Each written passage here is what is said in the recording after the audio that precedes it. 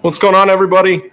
First YouTube live kind of Q&A deal that I've decided to do. So just decided to see if I could get on here, see how many people jumped on and wanted to chat. So give everybody some time to jump in here and just chat about cars tonight.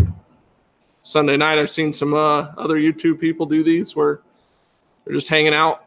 So see if I can pull up the chat on my phone here too, so I can see the chat.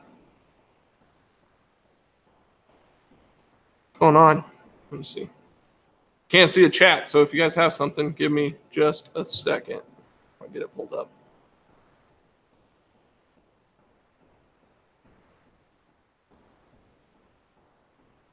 There we go. Just a second. Perfect. Jared, what's on, man? Stefan, what's up, buddy? How are you? I got to look at the chat on the phone because I'm trying to do this in case somebody wants me to screen share the Holley. I can try to pull some stuff up on there and look at that. So if you guys have anything, let me know what's going on. I've just been busy. I've been trying to get on these two things. That one's pretty much good. I need to get on that. I got some time coming for a little Christmas break action. So hopefully I can do that and get on that car. I'd like to have it running by the end of my Christmas break, which is like January 4th. So I need to get fuel. I got all the wiring for it and everything. Kevin,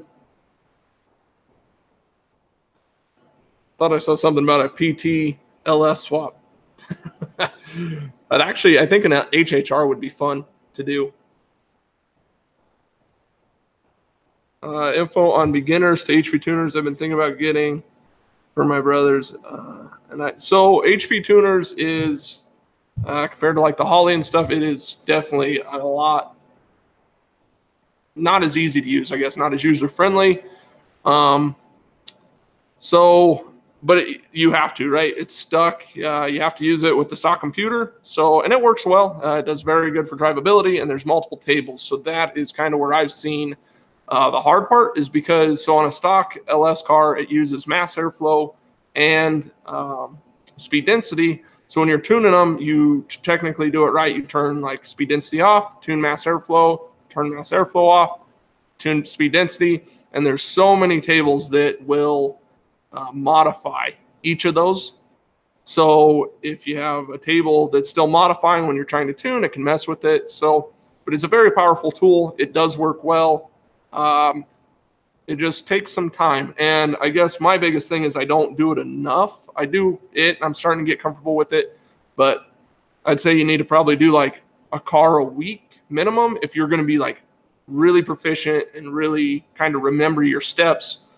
Me personally, I have went to the tuning schools, level 1 GM. So that's how I learned a lot of it. And when you leave that course, you get a book, and the book comes with like a table, a quick reference table of how to turn off the mass airflow and how to they give you general settings to use within that program to start with, some basic timing numbers, some general idea of like turning off the cat over temp. So then the car's not trying to add fuel and screwing up your logs. That was one of the things that I didn't understand. Probably one of the most powerful things in HP tuners is learning to set up the logs. So it's logging what you want to know. So you can just go drive the car around, it logs what you want, and then you come back and you adjust. It doesn't always work that easy. Sometimes you'll drive it, get numbers, adjust it, and sometimes it'll get better. Sometimes it'll barely change. And so you're kind of chasing it. That's what's nice with the standalone is it's live. You can add fuel, pull fuel, and it's right there. You know exactly what it's doing. But still, it's very powerful. It works very well. You just kind of have to know. And then you get into the whole thing of like if you're talking about building a boosted car, you actually will delete the mass airflow, make a speed density tune, and then in a sense you're just working off of a VE table. And then that gets quite a bit simpler as far as just like you make a change, it adjusts. So there's a lot to it. Definitely do some research and use the internet and videos. That's what I'm hoping with the RX2 is that I can do a lot of like Gen 5 type videos based on that stuff. So I hope that answers. I hope that helps with some information. But I mean, you're kind of stuck. So if you're going to run the stock computer, you got to get it. So just get it and start playing with it. If you get an MVPI2, you can actually have somebody remote tune it without using multiple credits. So if you get stuck, you need help, whatever, they can help you. You can ask for somebody to help online, pay somebody to remote help tune it, and maybe that helps you learn enough through them remote tuning it that you can kind of keep going from there. Got some more comments. Hold on one second. See what else. So the Davis Technologies traction control for the Holley EFI, is it worth it? So I've never used it. I would assume it's worth it. It's about $1,000 for the Davis box. If I was going to use that box, I would only do the self-learning one, where it will actually, it looks for variations in RPM spikes as the car's moving. So if it sees like a percentage change, it will adjust based on that. That is the biggest thing that I could see that would be the benefit with the Davis. In the new V5 and at PRI when I was out there, they went over traction control in the Holley. So there is a new format. It's $500. You go onto Holley's website, you pay for it, you put in your ECU code, and then they give you a key, and then it unlocks that ECU. So it's $500 per ECU, and then you get that unlocked, and then it's a traction control, so it's a dot plot. So you more or less need like a really good run, and then that gives you kind of where you're at as far as like you'll use drive shaft speed. They say if you don't have a drive shaft sensor, you can use like more or less a crank sensor or RPM, engine RPM. So so then you have a perfect run. You can overlay it. So I'm trying to explain. It's got like a graph. I could probably try to open it up in the Holley, but it's got a graph, and then you set a high, and then or like a low, and then a higher. So if it breaks that rate of speed, it will start pulling timing or boost or whatever you set it up to do. So the Davis, if you're going to do it, I think it's the $1,000 one. I've never messed with it, but I could see where it'd be pretty beneficial. But you still, anybody with the traction control, it's not you just bolt it on and it just makes your car work. You still usually need a pretty good run for any traction control to have a basis to work off of, unless you're doing like a front versus rear wheel speed sensor or whatever. So then it can, you tell it the percentage of change. So then if the rear wheel spins more than the front, then it's instant. It knows that it's spinning, and then it can adjust from there. I don't know if the Davis can do that. The little box that ties into the Holley. If you want to get real crazy, I think you can tie in a, what's the high-end Davis? Then Profiler. I think that can tie in to the Holley, but that's, you're talking like a $5,000 unit. So that gets kind of crazy. So I think what I'm going to do first, like on Project 200 on the half-mile stuff, is we're going to try to just tune it in. I'm going to use probably boost by gear to watch around the shift points to not spin. And then once we get it real consistent, if we feel that we need the consistency of if I'm trying to put the car on the edge all the time on the passes, probably go ahead and add the Holley traction control that's built in and use that dot plot and try to use that. Or we might try to get fancy and put a front versus rear wheel speed sensor and all that. I haven't gotten into that a lot, but it's something that I want to learn, and that project's going to be perfect for it. The Camaro's never really had a huge amount of issues with traction. Some of the no prep, I could definitely see where like the dot plot in the Holley could be beneficial, because I just have a real good pass on like a Friday night when the track's a little better. Saturday comes around, the no prep, and it spins just a little bit. It would start picking that up and helping to pull timing to get the car back in to where it needs to be. I've gotten it after a pull. So Stefan,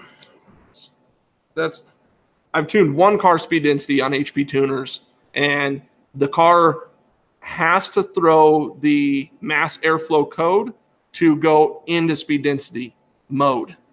So what we'll need to do on your car is go in and turn off the mass airflow code, so it just doesn't give you the code. But when somebody first writes a speed density tune into the HP tuners, it has to fail the mass airflow for it to kick it into speed density, even though it's on a speed density OS. It's a real goofy thing. It took me probably like 45 minutes to figure out on another guy's truck. You have to set the settings just right to where it'll fire and then fail, and then it'll kick over into VE or speed density. So it's a real weird thing, but more or less the stock computer has to see the signal of the mass airflow and then fails it, and then it'll start working. It's kind of weird. But I learned firsthand when I put the car in the speed density mode, this truck, started it, and it died right away. I was like, well, what the heck? So I had it completely turned off, but you actually have to fail it, and then it's good. It's as soon as you write the car and then it does it one time, or maybe after like you unhook the battery or whatever, you have to fail it again. So it usually starts weird, and then from there on out, it's pretty good.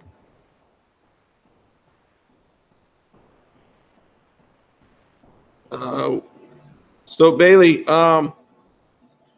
we just want to do track and tune both. Turbo LS, man. I mean,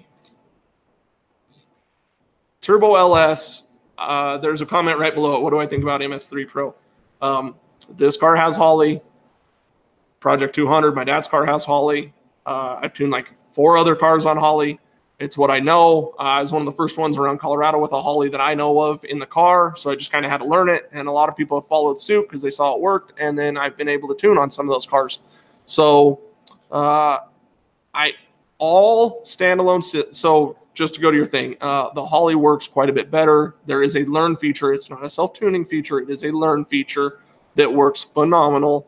And it works very fast, and you can go out and make short hits at the track and dial it in very well that way. You can still do that with HP tuners. You just got to be a little bit more careful. You make a pull, like you got to keep your eye on the wideband because it's not going to correct. The Holley will correct for you. You keep your eye on the wideband. If it starts going lean, you shut it down. You go back to the bits and you add fuel, and then you add more fuel or take some timing or whatever. And then you keep drawing it. And then, okay, go and lean again, add some more fuel. So then you just got to keep driving the car. Same thing if you were on a dyno. You'd watch it, make sure it's not going lean or rich too far. And if it does, you shut it down. You go to that part of the table, you look at your data log, and you adjust. Just if you're on HP tuners, just be careful not to go lean. Have a very good wideband, have it very visible in the car, and watch that. Lots of cars have went fast on stock computer. From my perspective, I've done a lot with the Holley. I've done some with the stock computer. And the Holley Turbo LS, the boost control, some of the safety features that's built into the Holley, it's all one unit. It all works together. That's what's nice. You're not having to add like a 2-step box. You're not having to add a boost controller. You can add, all that stuff is able to do within the Holley. So it all works together. You can see it all in the data. That's what's nice. But lots of cars go fast on the stock computer. So if that's what you want to try, I mean, it works. So if you want to save some money, you can do it. I recommend to everybody, if they're getting ready to do a swap and they have not purchased a standalone harness or any of that stuff, I try to recommend going with the Holley, MS3, like I see somebody ask about. Any type of standalone. I know MS3 and Holley are probably on the more budget-friendly end compared to some of the other systems, but some of them are coming around too. But you can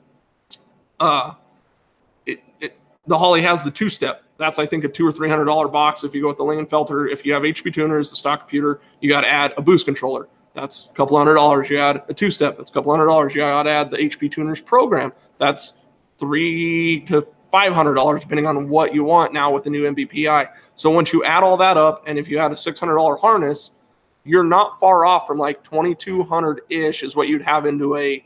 That's with a 3.5-inch dash, 2 boost control solenoids, the IO harness. The trans brake saver, all that for like $2,200, and by far the best money I've ever spent on the car. I bought all that stuff, and I actually packaged it all up and sent it out, went to the Holley, and I'm so glad that I did.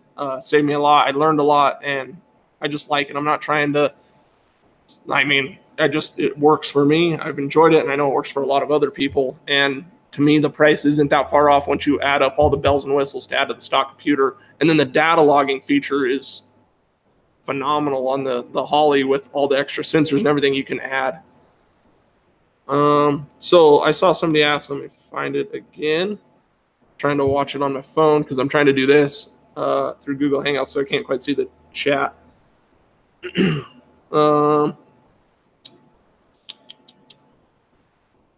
Yeah, what do you think about MS3 Pro and Tuner Studio? I've briefly looked at some of that, the software. a car I know that has it is like Matt Frost, the Hulk car, 3,000 plus horsepower. It's a Steve Morris Pro Charger deal, and the car works. I believe they have the Learn feature. They have a lot of cool stuff. One of the things that I've heard, I haven't had firsthand experience with, so I'm just trying to give you guys my take. I'm not some crazy professional tuner or nothing. I know what I've done with the cars I've dealt with, and that's about it. I don't have tons of experience, but what I've done seems to have worked, and I'm trying to learn more each day. So MS3 Pro, something that I've heard is really cool that I guess you can do with it is you can select cylinders, injectors. Like you can pulse an injector individually, and like when you're troubleshooting stuff, I guess is what I'm trying to say. You can pulse individual coil packs, like on a Chevy, like on an LS with coil on plug.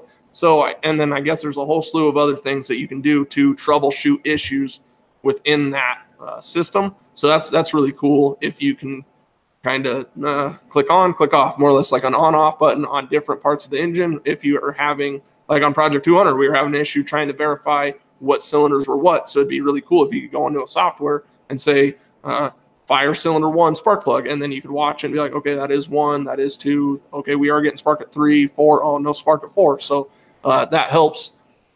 All standalones, though, in general, you're going to have a timing table and you're going to have a fuel table or a VE table. A lot of the new systems, you can choose VE or fuel, and they're all going to do the same. The coolest part, I guess, if anybody's thinking about doing a standalone setup, is download the software. Holley, I believe, the Tuner Studio for MS3 Pro, Fuel Tech, Haltech, they're all free to download. So download them and just click through there and see what makes sense if it seems easy to you. And then there's usually base tunes that they give you. So then you can look at the fuel map, you can look at the VE table, you can look at the timing table, and it's a really cool deal that you can do that. I'm getting long-winded on some of the questions, so I'm getting a little behind, guys, but appreciate everybody for showing up and hanging out on Sunday night and chatting cars. So if you're watching the videos, every time you like, subscribe, whatever you do to support my automotive stuff I got going on and all the videos I make, I truly appreciate it. 23 of you online right now, and that's so cool. Appreciate you guys. What else? Use gasoline setting. So I do. So a lot of people, so here's the thing. He asked, do I use the gasoline setting on engine setup when running E85? The car's on E98. I've had it on E85, the Camaro. I do leave it on gasoline because I'm a new tuner. I'm not super fast at just changing numbers in my head and understanding all the different gas scales. 6.4, I can't even tell you off the top of my head exactly what they are. But ethanol, methanol, gasoline, different ethanol rates of gasolines have different stoichiometric values and lambdas. So I leave it as gasoline. So then where that comes in big is on the Holley, you set up your target air fuel ratios, and I just convert it.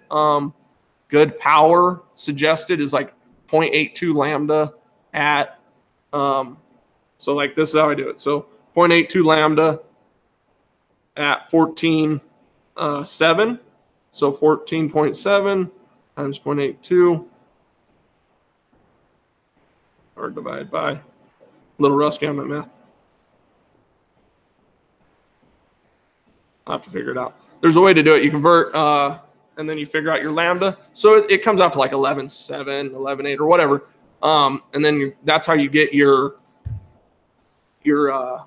target air fuel for what you want, like boosted combo, 0.82 lambda or whatever. So I use gasoline scale, and then that's how I can reference it. I know like my car, I target like 11.2 air fuel ratio. Even though it's on ethanol, I just know that number. I've gotten used to using it. So if you want to learn on E85, I just suggest start from on E85, start right there and learn E85 scale. If you can learn them all, great. You just got to know your car and what you're trying to achieve. So like on my car, I know wide open throttle, 17 inch-pounds of boost. I'm trying to target 11.2. That's probably a little rich, but I want the car to live. I could get more aggressive with it. I saw a huge power improvement from like 11.0 to 11.2. The car really picked up a lot of power, picked up a lot of mile an hour in the 8th. So that's where the car's been happy, is 11.2. Every combo is different. I couldn't even tell you what 11.2 in ethanol scale is, but so I leave it as gasoline. I know the numbers. That's what I'm familiar with. It's like a language. That's the way I look at it. There is some variance, but on a general thing, you can get there. Like, some people tell you not to. Some people tell you if that's what you want to do. That's how I do it. I use gasoline scale because that's what I know. Now, if I was probably tuning a methanol car, I'd probably start doing that because it's quite a ways down there, and then you just go like 0.82 lambda. The biggest thing, if anybody's wanting to learn more about tuning, is learn lambda, understand lambda, and then just understand how to convert lambda to AFR, and then you're good. And then you just got to figure out the stoich, which is like on gasoline is 14.7. Everybody knows like 14.7 is like idle or whatever, and then you convert from there.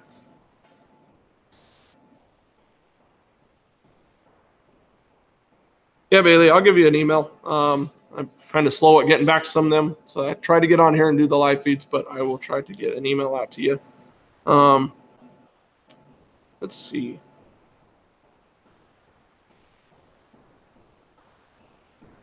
Yeah, so it's not even a box. The Holley, it's built right into V5. So you download V5, you go to add, and then traction control's just right there in the box, and then it just uses your IOs. As far as like drive shaft speed sensor, you just use that to trigger it. Can you do? So I'm not sure I completely understand but the inputs with the Holley Dominator. The Dominator has a bazillion freaking inputs and outputs. It's a ton of inputs and outputs. So the Holley and the Dominator are exactly the same software, do the same thing. The Dominator you have to use if you want like electronic transmission control. You want a whole bunch of inputs and outputs, or you want dual wideband. And there's probably a few other reasons, but those are the main ones that I know of, that if you need to go to a Dominator, that's why you'd have to go to a Dominator, is transmission control, electronic, like a 4L80 or whatever. Dual wideband, that's the only way to get it, or you need more inputs and outputs. And HP only gives you 4 ins and 4 outs. So that's where you're limited.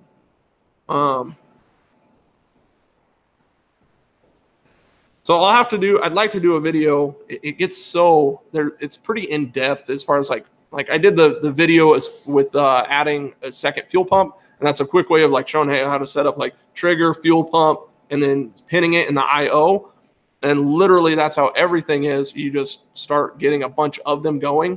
The biggest thing is you want to print out the little sheets from Holley that says it can be a hot, it can be a ground, it can be a pulse width modulated positive, it can be a pulse width modulated negative. Certain pins allow you to do certain things, and then you just, if you're going to trigger it off of hot, you use a hot. If you're going to trigger it off ground. Certain things have to be pulse width modulated, like the boost control solenoids are PWM minus. Same with like the bump. As far as I know, that's what you got to use. You might be able to do a positive, but I don't know. So like that's where I've ran into one issue, is the HP system gives you 2 PWM minus pins.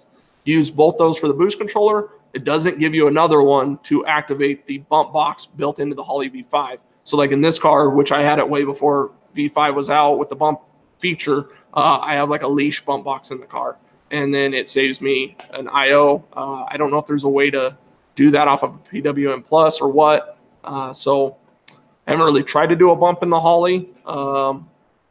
So I'm curious though with the HP. But if you have the Dominator, it's like J3B, I know, is the next PWM minus that you can use for the bump box. Let's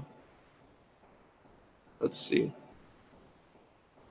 So again, somebody asked which Holley am I referring to. So the Holley HP, the base system, 4 ins, 4 outs. The Dominator, I don't even know the number. It's a lot of ins and outs. Otherwise, the systems do the same thing. It's the same software. They do the same thing.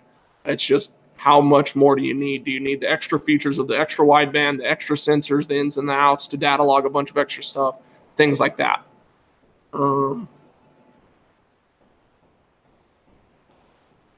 Yeah, Stefan, it's a weird deal, but usually once you fire it, it's good, and then it kind of trips out. We'll have to look at your car though. Yeah, but that's what most likely is, I would assume. Let's see. Thanks for watching. I appreciate you guys watching the videos. I think you need to do more. And when is the next track day? I'm at least a video a week. I'd love to do more, trying to work this into being a more full-time deal. So I would love to produce 2 to 3 videos a week.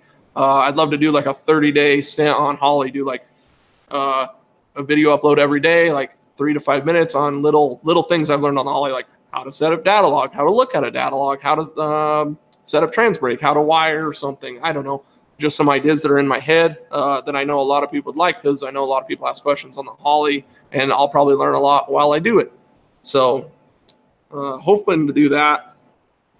Next track day, it's Colorado. It's cold out. It's like, I don't even know what it is right now. Probably 40 degrees. I got the heater on behind me, or in front of me in the shop. So it's pretty cold out. Next track day is into March, maybe if they get lucky and they have a really good day and they try to open it up. Otherwise, it's like into April, beginning of May before it really kind of starts kicking up and getting busy, and kind of a weekly event. So we will be out at the track, though. Hopefully, with Project 200, we'd like to travel and get some track videos like Texas or Vegas or something, go somewhere where it's warmer so we can get some track time before the year kicks off with that car, so we are kind of ahead of the curve, so we're not learning right at the beginning of the year. Probably going to take that car to the drag strip to begin with, start learning, and then we'll change the stator and the converter and go half-mile race. So, and we'd like to do race week, so hoping to hit a half-mile event, either Texas. We'd love to go to Texas 2K. We'd really like to make Texas 2K, go down there and roll race that car. I'd like to go just cruise that around on the street maybe. If not, I could take the Camaro down there and enter into some of the domestic classes or whatever. Texas 2K is a blast. I've been there since 13, but just the car culture and all the people and all the 1,000+ horsepower cars, 600+ horsepower cars that cruise around down there is pretty fun. Let me see what else. Yeah, got my swordfish finally up in the shop. Got it down in Cabo when I was down there. Good. It became not inside wall art, but outside garage art, I guess. Let's see what else. What else you guys got? Go and throw them in the comments. I haven't seen anything come in for. Oh, there we go. Okay. Yeah, it's not the warmest. I'm not too bad though. Let's see. Know what pressure sensors to use other than Holley, and prices are high. So need about 600. Yeah, right. So question was, what other 100-pound pressure sensors do you recommend? I've used the Holley because I didn't have 6 on a car. A buddy of mine on the Black Nova of Leroy's that you guys saw in the dyno, hopefully you watched that video. If you haven't, go watch it. No. So that car on the dyno, the pressure sensor, I guess, failed out of the box. We're trying to activate boost and nothing. And I looked at the dome pressure and it was seeing 2,500, whatever. It was like maxed out. It had like some goofy number in there or whatever. So we stole like the fuel pressure sensor. Once we verified fuel pressure, we stole it, put it in the dome pressure. And I was able to use it as the dome pressure and make boost with it that way. So I've only really used the Holleys in his car, though. He did have that sensor fail, and he said he was able to buy like 3 for $100 off of, I think, like Amazon. It's just a 0 to 100 psi, same 5-volt, like you said, Honeywell or something. I don't know the exact brand that he used, but we plugged it right in and it worked perfect.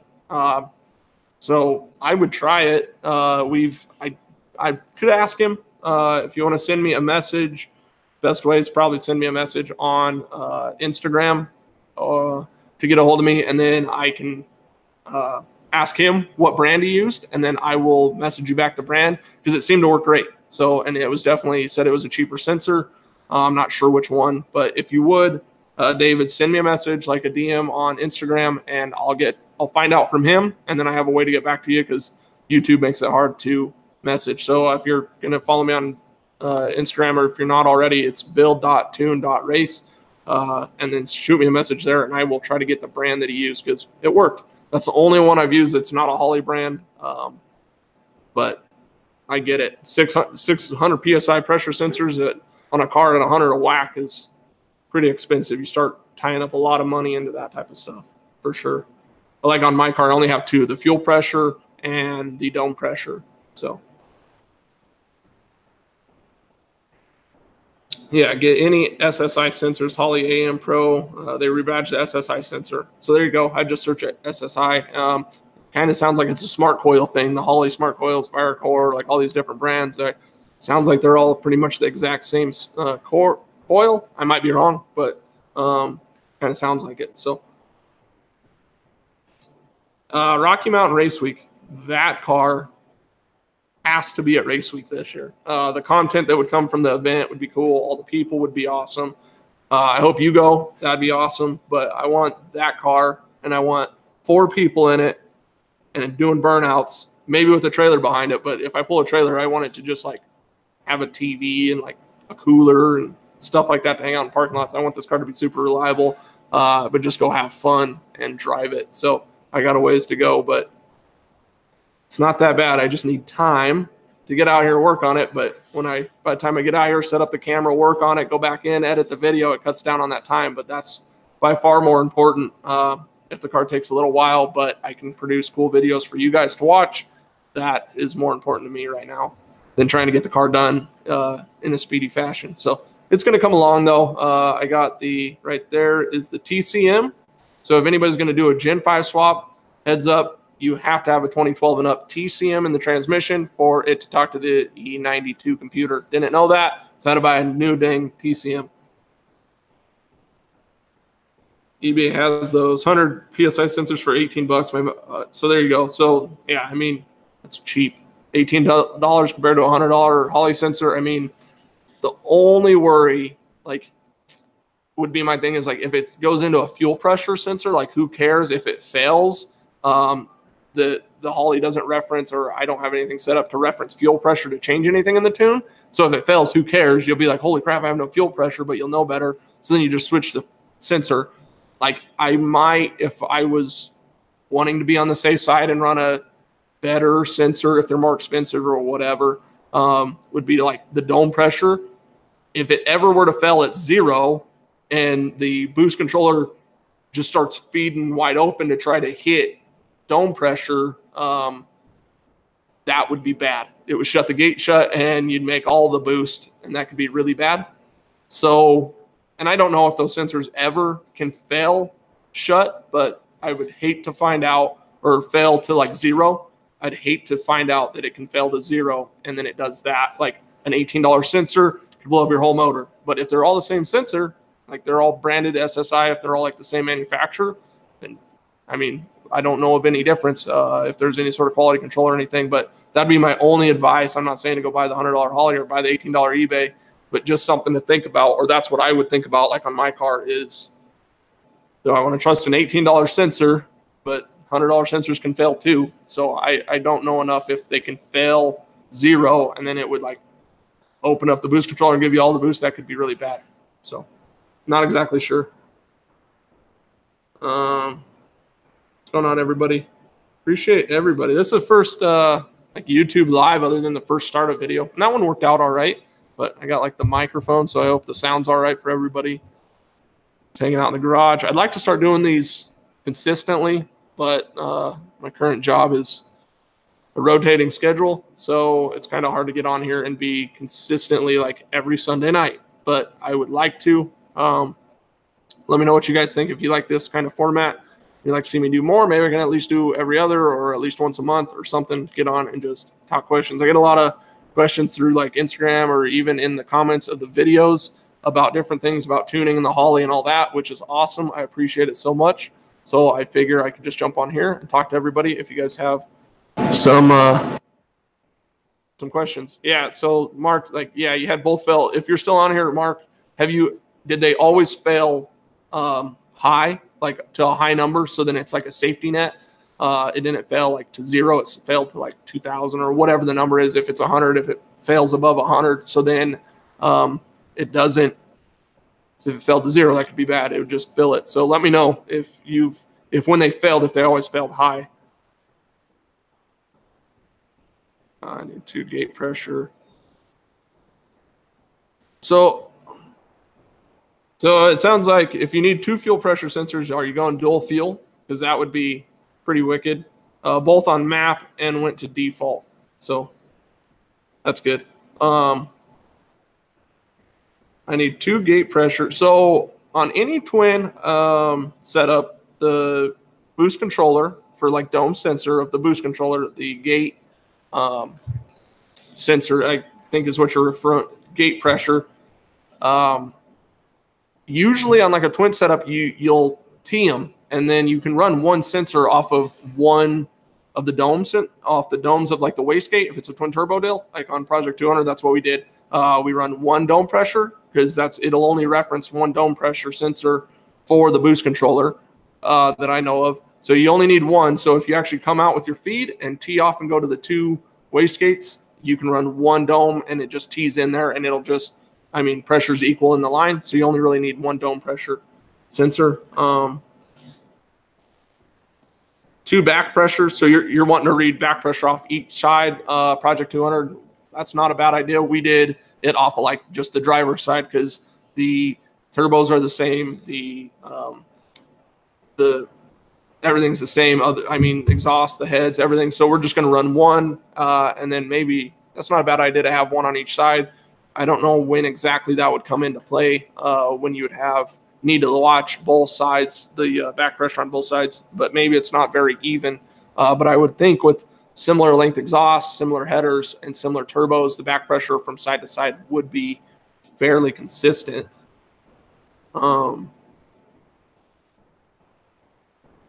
T-Web, no, man, still live here for a little while. Appreciate everybody jumping in here. So MAF sensor, so that's the, I don't know how that works.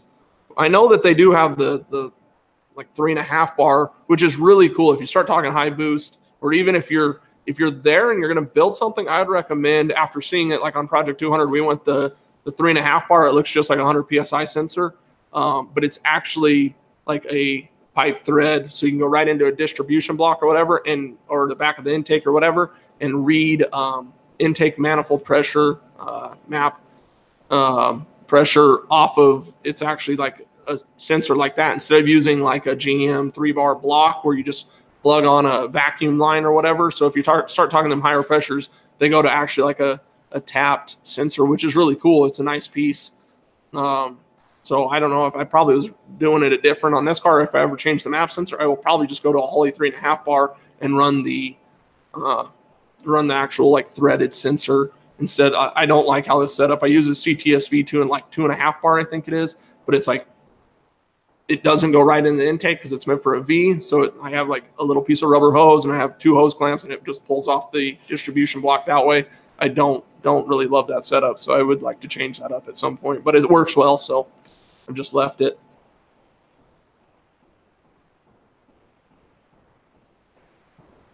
How do you wire? So I haven't done that yet. We've debated on doing that on Project 200. The question is, how do you wire in turn signals or lights on the Holley digital dash? So there's a whole like switchboard in the Holley. You got to buy at least the, I think, 7-inch, maybe the 5.7, but I know the 7-inch has it. The little 3.5 does not have ins and outs, but the like 7-inch does. It's part of the reason why it's more expensive.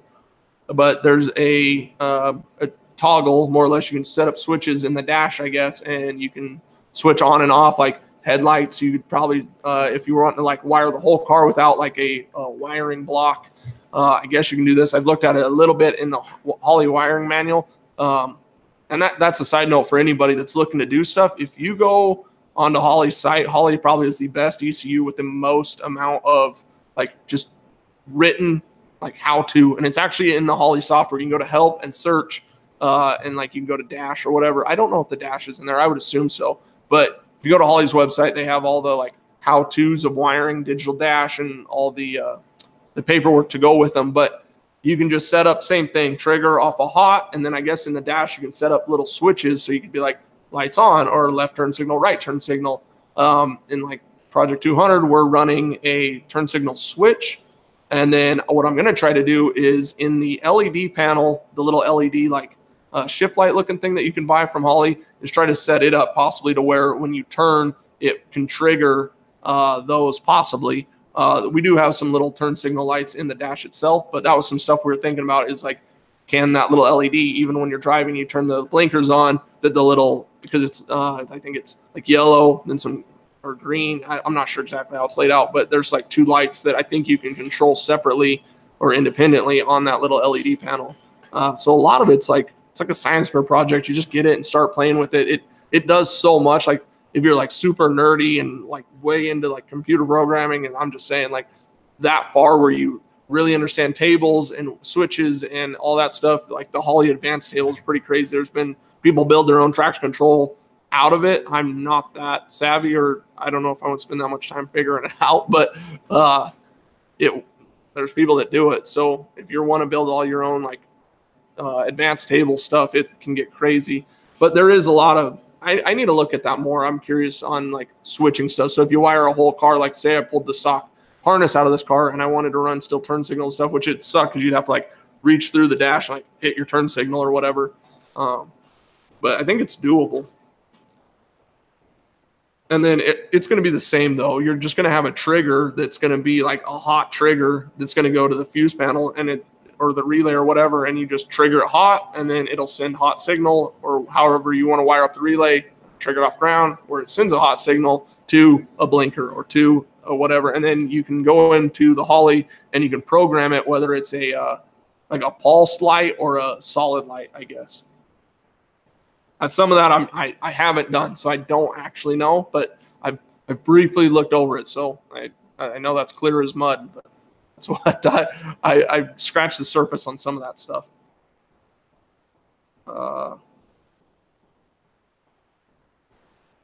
Coolant pressure is also handy. So we did do that. We added a coolant pressure sensor in Project 200. A lot of people don't know about it. I wouldn't mind having one in this car, but it's so you can start watching for head gasket failure. So most of the time, as long as the cooling system, everything's working right, that number should not change. But if you start floating a head gasket and some of the boost pressure starts going from in the engine into the coolant system, you'll see a rise in pressure with that sensor. So that's a great way to know, like right when you're on the line, or if you heard it, you can probably see it back in the data log where you started seeing pressures arise. Or if you think you heard a head gasket after a pass, that would be an easy reference to go into the data log and see if that pressure sensor spiked. It says 14.5 airflow should be 977. That would be a little rich. Okay,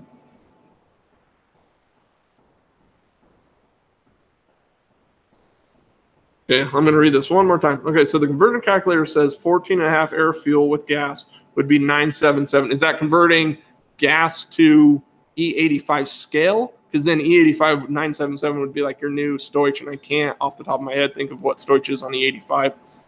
That's where I just pretty much watch everything off of AFR. Like you definitely would not want a 9.7 air to fuel ratio on a gas scale. You're usually talking on gas like high 11s, low 12s if you're being semi-conservative, mid 11s maybe. So 9.7 is way fat. It's a ton of extra fuel. So on target air fuel, depending on your combo, depending on how much boost, depending on how much power, you're looking for that like point. I'll try to figure out the math real quick.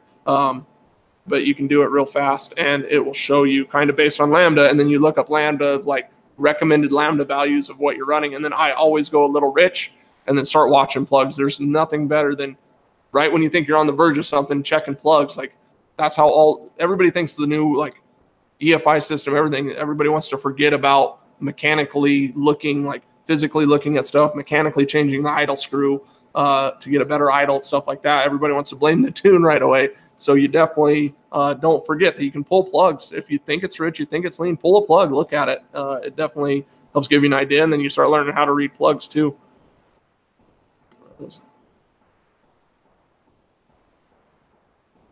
Yeah, so pulse width out. So 12 volt and output. Yeah, there you go, Tracy.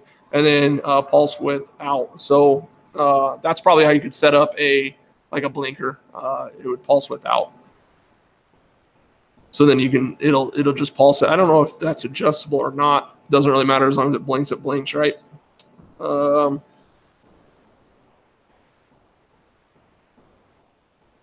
yeah, so if as long as it's pulling manifold pressure off of like your manifold, that's all you want. So 2.5 bar is fine.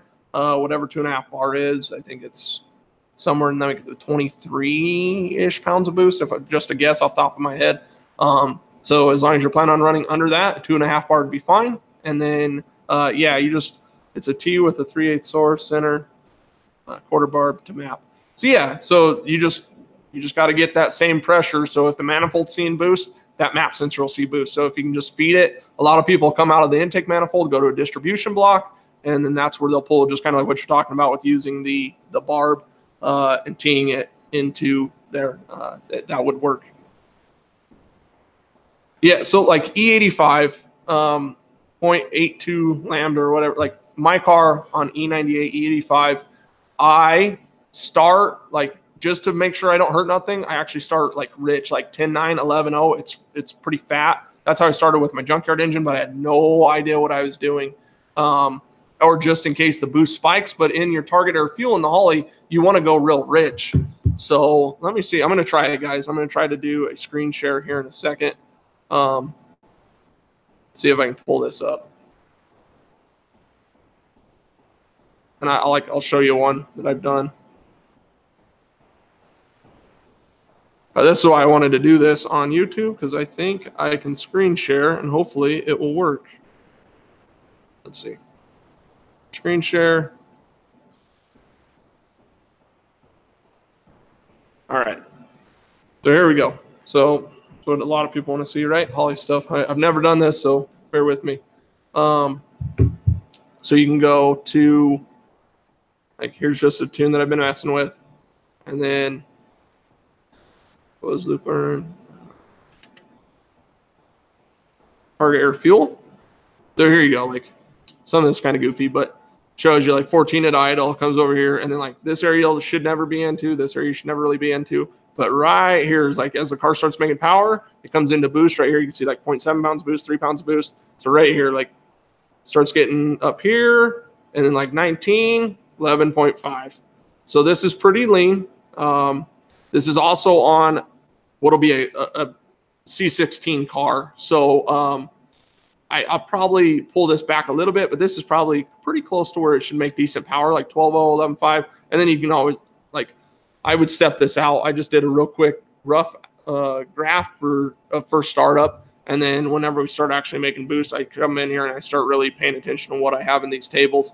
So like, this is on gasoline, but if this was on E85 or E98, like my car at 17 pounds of boost is like 11.2 right in here. So then I can see up to like 11.4. I see sometimes down to like 11.0, 10.9 because it varies and fluctuates. But that's kind of what I see right here is like 11.2. So this is on a gasoline scale, but this is also on a gasoline car. So on e-content, I'm just not right. So yeah, and you can set up like a flex fuel sensor and all that kind of stuff where it blends it and does all, you can get all sorts of crazy in this stuff. This all Holley tier 1, tier 2 manuals. I'll have to check that out. The if I can pull you guys back up here. So where did I go? See if I'm back. There we go. So I'll have to see, because I was just at PRI and they're talking about their tier 1 and tier 2 classes. I'm curious if that's like their training manual on like what they use in the class. If so, that's really cool. I'll go through those, because I don't know if I had a bowling green to, I mean, I have a good understanding of it, but I'd be curious to see how they've designed the system to technically work. And maybe I would change up some of the stuff and how I'm doing it. But mine's just been trial and error and just trying to figure out what I want to do. So I'll have to see. If Holley has a tier 1 and tier 2 manuals online, I would just start at the beginning and slowly work your way through it. I'd probably pull up the software and try to click through things and learn it as you read it. I'll probably do the same to try to skim through it and figure out maybe what I'm not understanding, or maybe it can help me learn a thing or two. And that's it.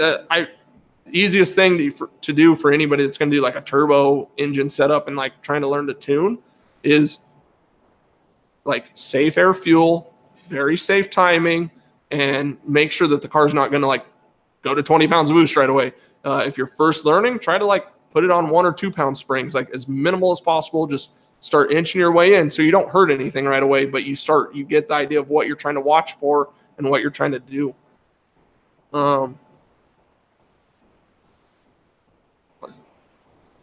Yeah, so a Holley sensor block, same thing, distribution block. Hook up to the sensors or the block. So not all sensors will, but usually most of the sensors, like if you're getting like the Holley 100 PSI ones or whatever, they're a pipe thread. Most distribution blocks have pipe. If not, you can use a barb and use like a rubber line over to a MAP if that's what it needs. Is like if that's what the MAP sensor, like a GM3 bar MAP, has just a little tap on it. So you just put your rubber hose right onto the barb. It's like a molded in barb on a 3-bar GM sensor. So if you can do that, that's what'll work. Distribution block, same idea. It's a way to distribute, because you'll need like vacuum that goes to your blow off valve and vacuum that goes to your MAP sensor and stuff like that. So a lot of people just do that because then they distribute what they need off of that. But if you can do it, if you're only running the one sensor or whatever, you can just tee into it. You could get a little baby distribution block, however. But you got the idea for sure. Yes, email it to me. If you guys want, send me a message. Like Instagram's the easiest probably way right now to get a hold of me and get a response back. So if you guys have little questions or pictures or whatever, and I can try to help, I will do the best that I can getting back to anybody.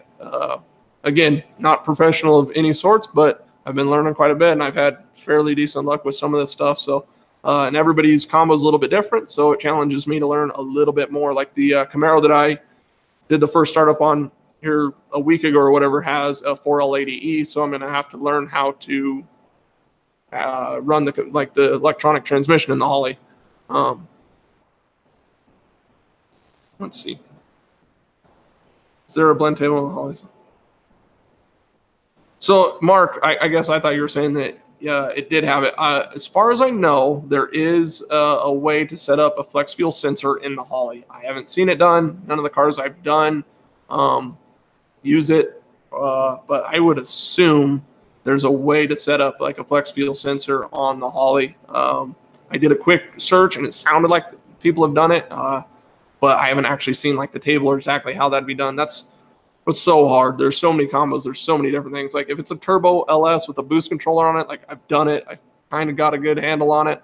But then there's all the trick stuff that people do, like an advanced table to pull timing on the hit to try to help traction control or help just traction in general, or like that back before using like nitrous timers for stuff, and just all the trick little things you can do with it. It's just, you figure out how you want to control it, but I would assume Holley has it. What else you guys got? Any other questions? See you guys hanging out. So I've kind of gotten through it. Ordered one up and never set it up in the table. I got you. Let me know if you get it. I've heard that it can be done, so I'm curious if you get it. Let me know. I'd like to know how it worked out for you. I wish I knew more about that, but I don't. It's everybody's combo so different.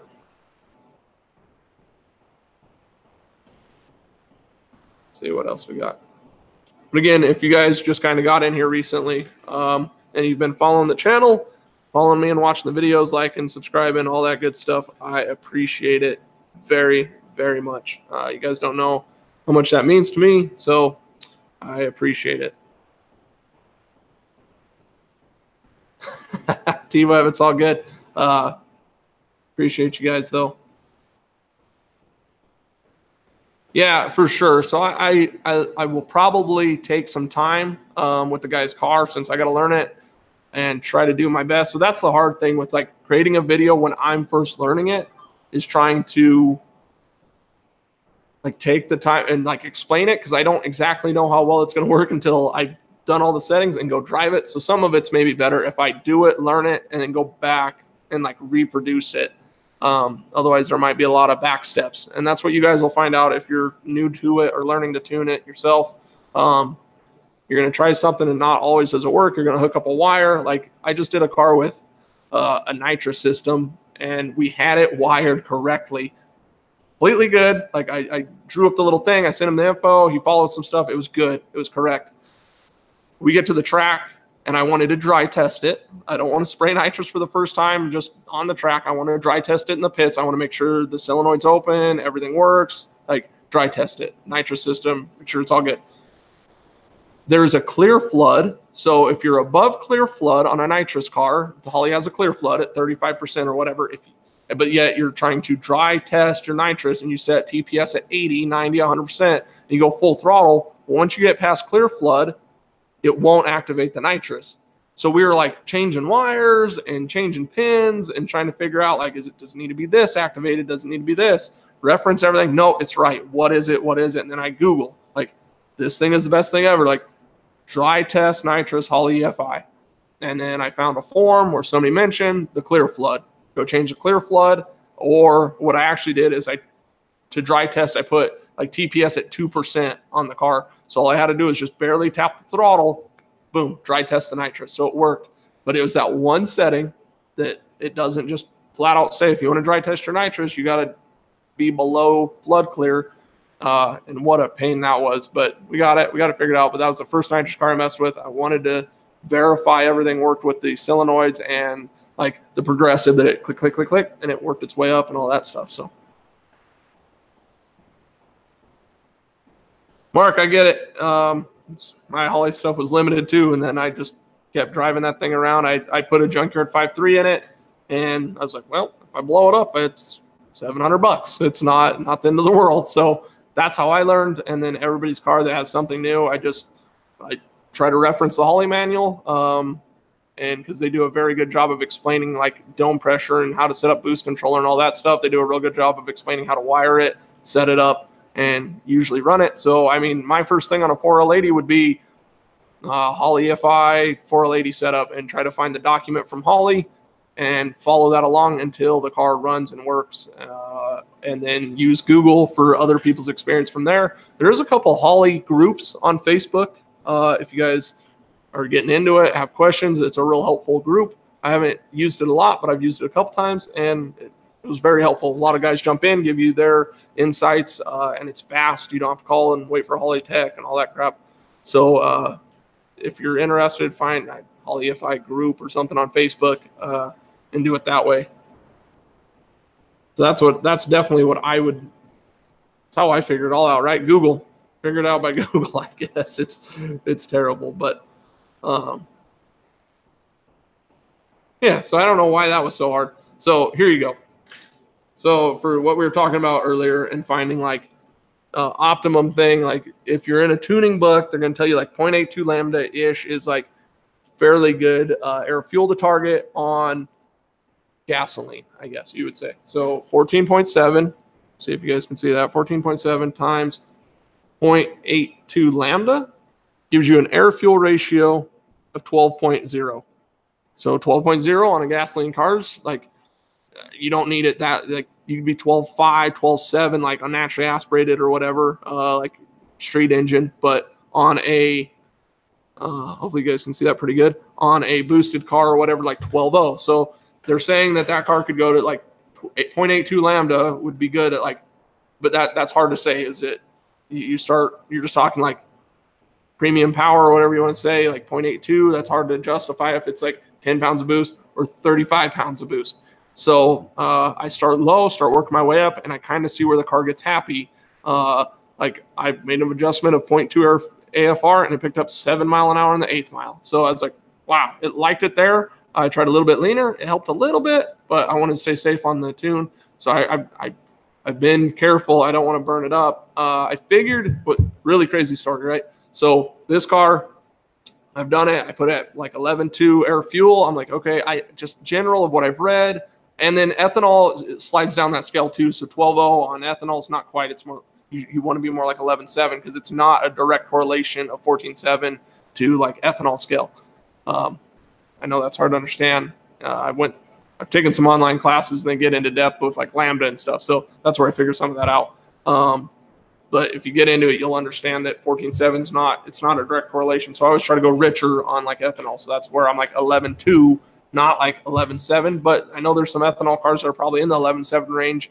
Another reason why I'm so rich on this car is non-intercooled. It has methanol, but like sometimes the meth kit don't come on. It gets like an air pocket, and it's 11.2 at 250 degree intake temps. But I have the Holley pull timing based on intake temps, so I don't burn stuff up. It pulls all the power out. It sucks. I can feel the car is lazy. But that's how I've set up. So then non-intercooled, I have an extra fat, so then it isn't going to hurt itself. But so this car, go to 11.2, picks up a bunch of power, starts running real good, lets the car sit, ethanol comes up, starts coming up, I guess, the injectors. I go out, make my fastest pass ever in the car at the beginning of the season, all happy, go to the race, get into the finals, turn it up 1 pound of boost. I'm like, it's good. It's like, and I actually probably made it a little bit richer or whatever. But then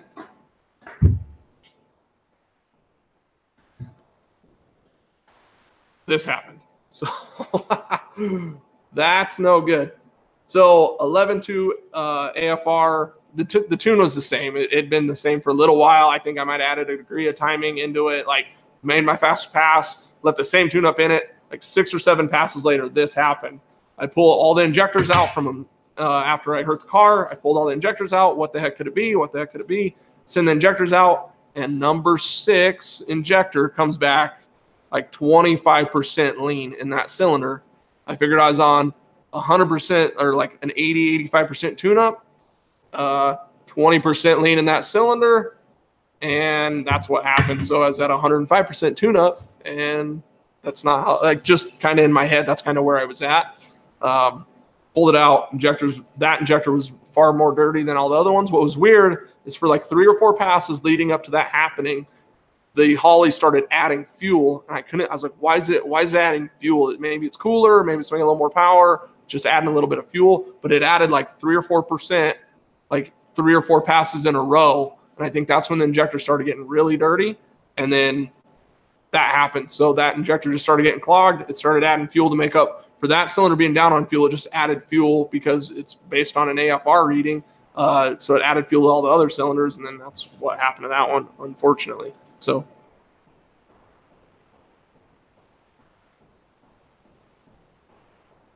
let's see. Trying to think. Honestly, I'm not a big engine person. I don't know if that's 100% exhaust side or not. Sitting in the car, it sits just like this. This is cylinder number 6. I'm guessing, possibly.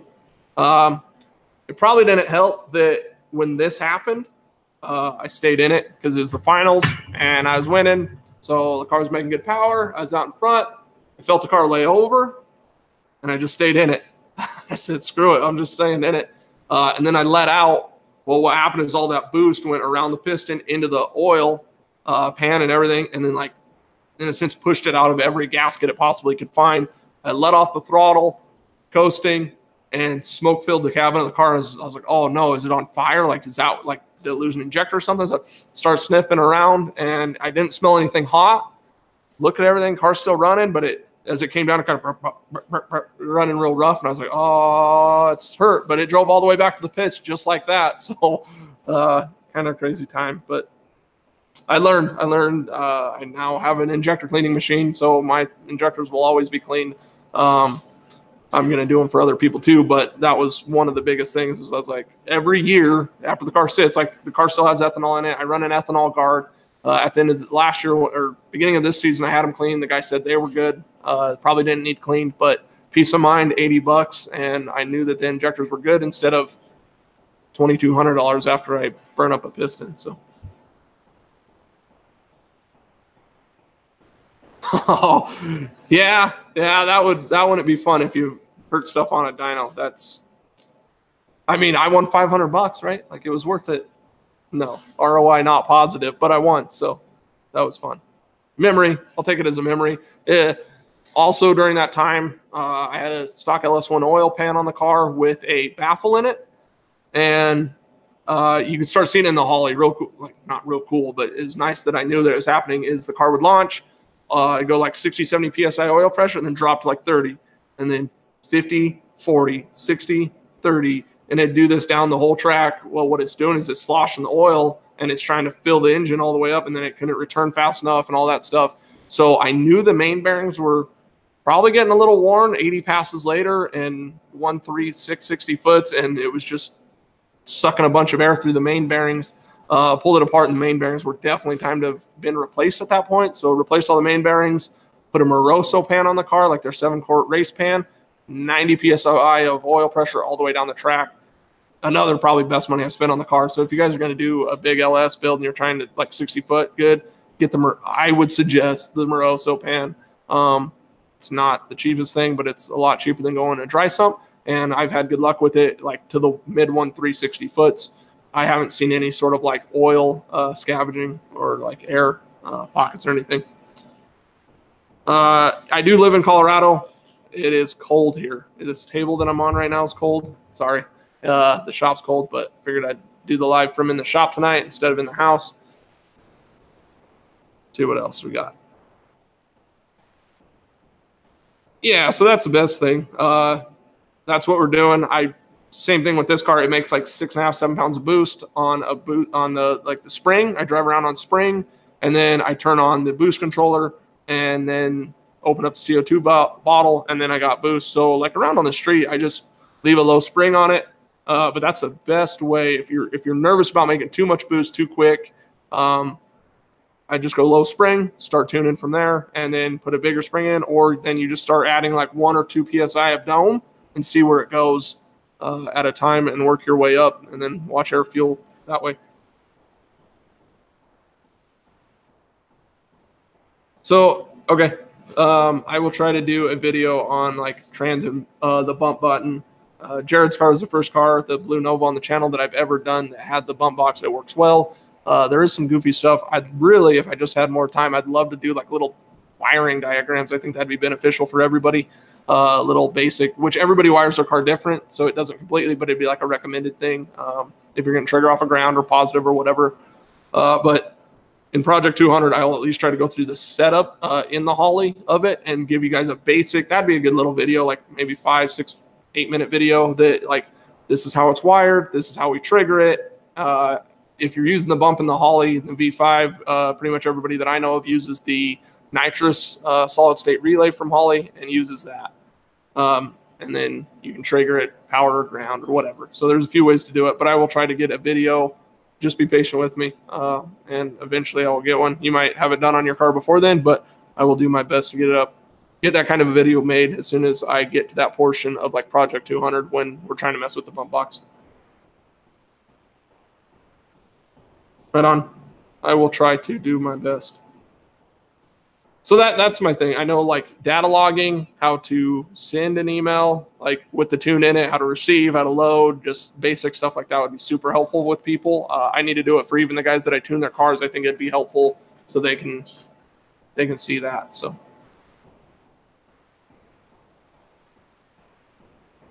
awesome. Well, guys, it's been an hour and 7 minutes, and I think this has been successful. And let me know if you guys want to see me do another one of these. I'll probably call it a night here for this live feed. But again, I appreciate everybody for watching, supporting the channel. Again, if you're new on here, or you've been on here all night, I've said it like probably 4 times, but I do truly appreciate everybody's support. Every comment, every like, every share, every time you tell your friend about a video or something like that, it helps this all grow. A lot of people I've seen in the comments say like, your channel should have more followers and stuff. I've been doing it about a year, and I'm just trying to produce the best videos I can, and whatever happens from there happens. And I've been happy with it, and it all only happens with you guys supporting the content that I produce. So I'll keep trying to produce content you guys want to see, and I think that's it, unless there's any more that popped in here. Appreciate it. Thanks, Anthony. Appreciate it. That's it, guys. Have a good night. Have a good weekend. Have a good Christmas holiday, all that stuff to everybody that is watching, and we will see you guys later. Thank you so much. See ya.